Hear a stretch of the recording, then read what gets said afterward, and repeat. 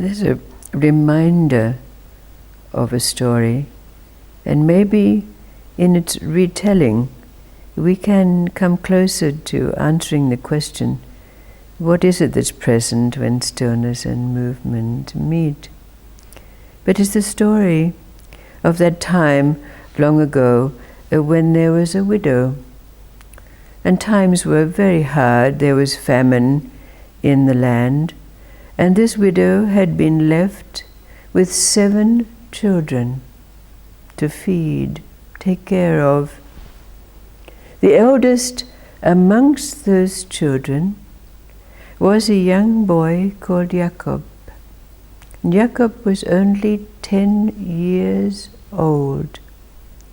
But not only did Jacob take very seriously his work as head of the family and to keep bread on the table, he was also pious and devoted to his faith beyond his years.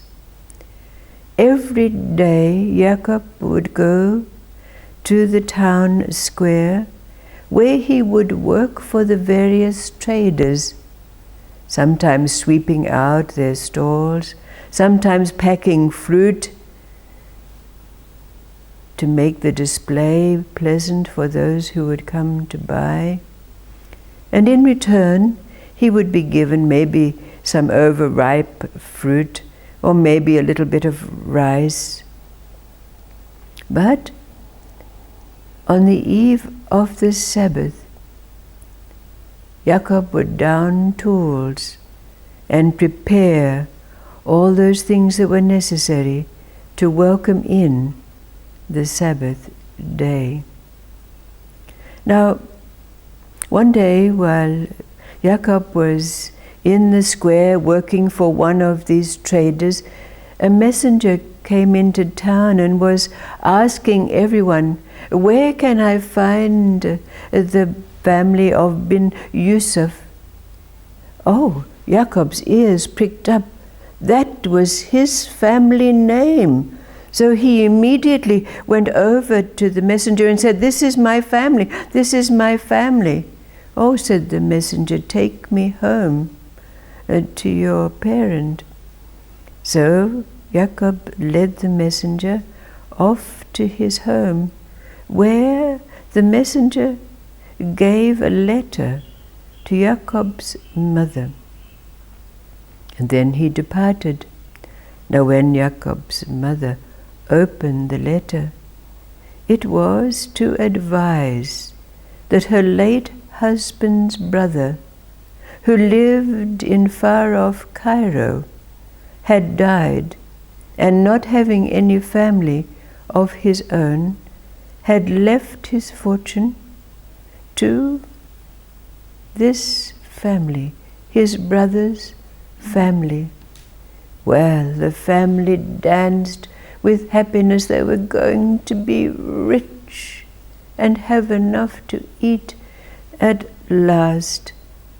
But then, of course, Jacob's mother said, but look at us. I have 7 children. How can I take my 7 children to Cairo, Egypt? It's so far away. There's nothing that we can do to claim this inheritance. But Jacob stood up and he said to his mother, let me go. I will go and claim our inheritance for us. Oh, said his mother, but you're so young. How can I send you on this great journey where there's great dangers? No, said Jacob, let me go. I can fulfill this task. So the mother took what few belongings she had left, and she sold them in order to have enough money to go to a camelteer, the leader of a caravanserai, that was heading for Cairo to enable her son Jacob to make the journey. Now, the money was paid to the camel Tyr, but when Jacob's mother came back and said that all had been arranged, Jacob said, "Mother, will you please ensure that the camel Tyr will allow me to take rest on the eve of the Sabbath, and that we would not travel at that time?" But when Jacob's mother went to the camel Tyr, he said, "Oh, how can I afford to stop and allow prayers to take place?" He said, "That'll cost you." Well, the mother was beside herself. All that she had left in her possession was her wedding ring. So, with a heavy heart, she took her wedding ring and sold it for enough money to give to the camel Tyr to ensure that he would stop and allow her son to fulfill the devotional obligations that came with their faith. Well, the caravan set out across the vast desert, and the days passed, and it came to the eve of the Sabbath day. Jacob went to the camel Tyr and said, "Now we're going to rest to allow the devotions to take place." And the camel Tyr, "How can I afford to? There was no such arrangement made. We're moving on." So Jacob was in a great state of dismay. What was he to do? Finally, he went to the camel Tyr and he said, "Stop here and let me stay. I must fulfill my devotional obligations." So the camel Tyr left Jacob in the vast desert and took his camels and the travelers who accompanied him and moved on. Jacob stood and watched as the caravan receded in the distance. His heart was heavy. He had great fear. In all of this vastness, there were said to be many wild animals. But with great resolution, he took his phylacteries and the accoutrements, and he started to prepare for the celebration that welcomes in the Sabbath. Just then, in the distance, Jacob saw sand flying, and he knew that something was approaching.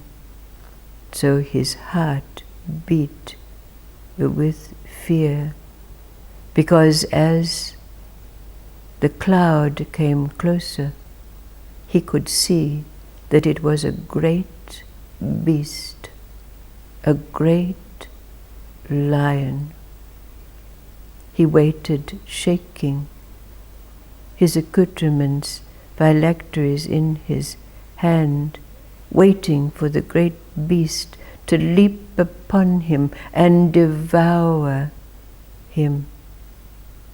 But instead of doing so, the great lion came close, standing regally beside Jacob, and all of those things that were being prepared. And then the great lion sank down into a state of repose, resting its great head and mane on its paws, watching as with shaking hands Jacob fulfilled the preparations for the celebration of welcoming the Sabbath. When the preparations were over, the prayers were completed, and the phylacteries put away, Jacob could see that this lion, lying benignly, was to do him no harm, and he curled up in the great warmth of its beating chest to sink blissfully into sleep. The next day they rose up, and it was clearly indicated by the lion that Jacob should place himself on his back. And when he did, the lion bound off across the desert, and what seemed like no time at all, they caught up with the caravan.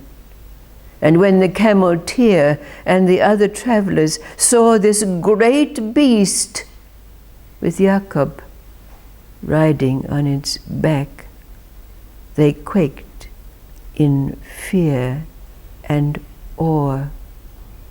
The camel Tyr, seeing Jacob, he had immediately great remorse, and he returned all of the money that had been paid to him by Jacob's mother, begging forgiveness and vowing that he would never break a promise again. And he never did. Jacob, riding the great beast, rode along with the caravan until it reached the great city of Cairo. Walking down the streets, people ran everywhere in fear and awe of this magnificent creature with a young boy riding on its back. They came to the house from which the messenger had taken the letter, and Jacob entered. And when he came out, he was carrying 2 heavy satchels containing his family's inheritance. He again climbed onto the back of the great lion that bounded off down the streets of Cairo, leaving everyone in awe, and soon came to the outskirts of the city in which Jacob's family lived. On the outskirts of the city, the great lion knelt down to indicate that it was time to descend. And when he did,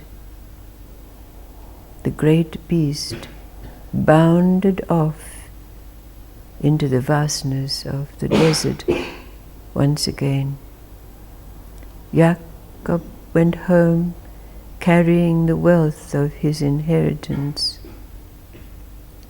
They lived well, giving largesse, sharing that wealth for the rest of their lives. The question that arises from this story is, What is it from your experience that is that main thread, the core, the essence of this story?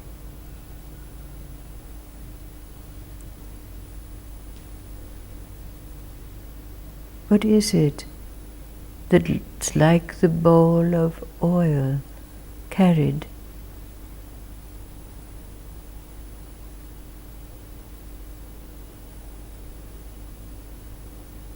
What is in this story that which we can say is the unchanging?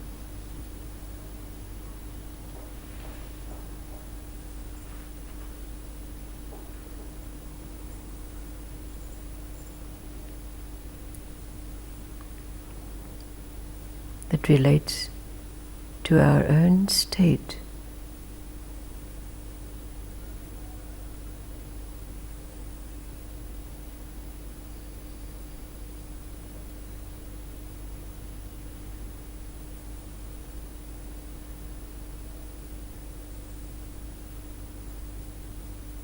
What is this essence?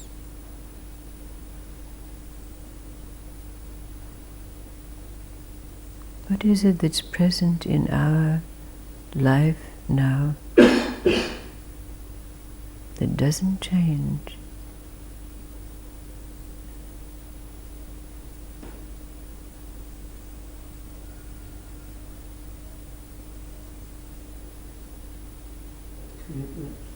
Commitment? Mm-hmm. Commitment to what, dear God?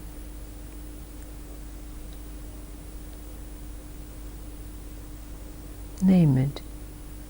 What is it? What is it that we can't forget? Doesn't go. Mm-hmm.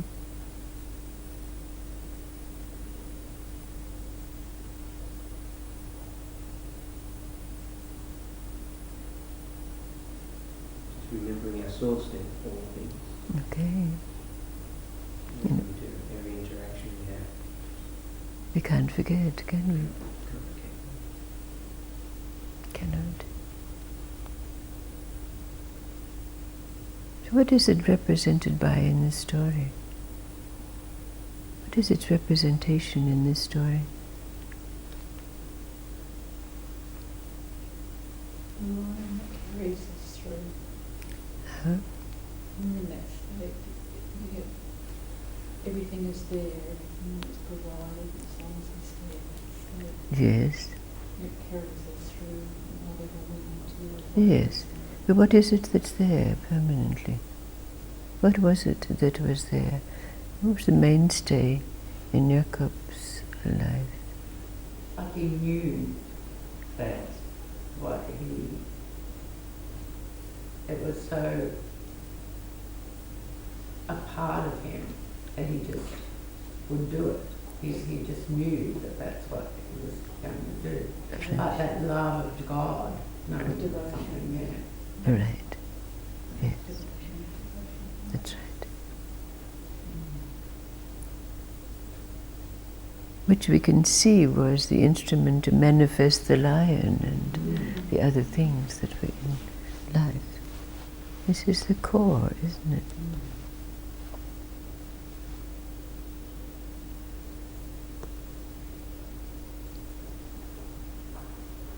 So in this instance, we could say it was his faith. But what name would we give it? You call it commitment? What other name would we give it? Like a focus, like a love, or like the devotion,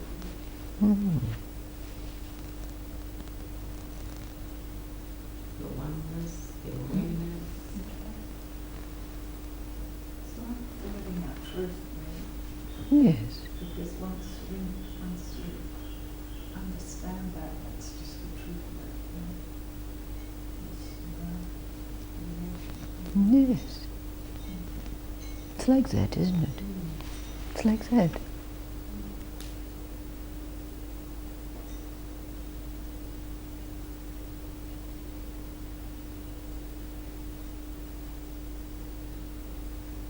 But there's more stories.